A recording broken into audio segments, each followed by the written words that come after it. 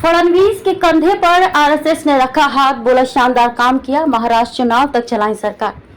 महाराष्ट्र में बीजेपी का खराब प्रदर्शन रहा। चुनाव रिजल्ट आने के बाद आरोप प्रत्यारोप का दौर शुरू हुए। उप मुख्यमंत्री देवेंद्र फडणवीस ने राज्य में बीजेपी की चुनावी हार की नैतिक जिम्मेदारी ली। इतना ही नहीं, उन्होंने इस्तीफा देने की बात कही। देवेंद्र फडणवीस के इस्तीफे की बात आते ही सियासी सरगर्मी तेज हो गई। आरएसएस के पदाधिकारी उनके नागपुर आवास पर पहुंचे, जहां करीब 2 घंटे तक बंद कमरे में बैठक चली। संघ के शीर्ष सूत्रों ने उप मुख्यमंत्री के आवास पर हुई बैठक की पुष्टि की, लेकिन इसे शिष्टाचार भेंट बताया। बंद कमरे में आरएसएस और फडणवीस के बीच क्या बात हुई, इसे बहुत ही सीक्रेट रखा गया है। आरएसएस के वरिष्ठ पदाधिकारी अतुल्यमय इस बैठक का हिस्सा थे, जिसके बारे में पार्टी के अंदरूनी सूत्रों ने दावा किया कि यह बैठक फडणवीस के इस्तीफे की पेशकश को लेकर थी।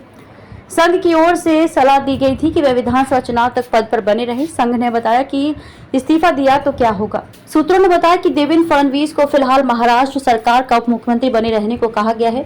संघ ने कहा कि अगर वे इस्तीफा देते हैं तो इससे उनके मतदाताओं में नकारात्मक संदेश जाएगा। सूत्रों ने बताया कि संघ के सदस्यों ने चुनावी असफलताओं और आगामी चुनावों के लिए रणनीतियों पर भी चर्चा की, पत्रकारों से नहीं की बात। इससे पहले फडणवीस बीजेपी के प्रदेश अध्यक्ष चंद्रशेखर बावनकुले के साथ नागपुर पहुंचे, समर्थकों का अभिवादन किया और घर के लिए रवाना हो गए।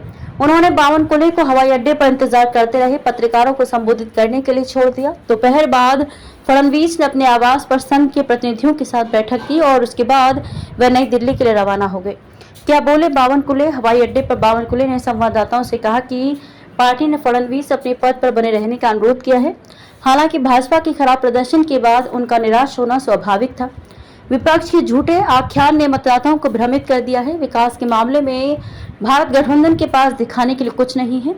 उन्होंने भाजपा की सत्ता में वापस आने पर संविधान में बदलाव कर डर पैदा करके मतदाताओं को गुमराह किया। अब वे ईवीएम को दोष नहीं दे रहे हैं, जैसा कि वे आमतौर पर हारने पर करते हैं।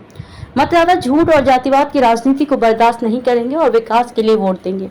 उन्होंने कहा कि फडणवीस की प्रशंसा करते बावनकुले ने कहा कि मुख्यमंत्री और उप मुख्यमंत्री के रूप में उनके विकास प्रयासों को नजरअंदाज नहीं किया जा सकता। उन्होंने प्रधानमंत्री नरेंद्र मोदी की सरकार की शुरू की गई सभी कल्याणकारी योजनाओं को लागू किया, 6.5 करोड़ से अधिक लोगों को मुफ्त राशन सुनिश्चित किया और किसानों के कल्याण के लिए काम किया।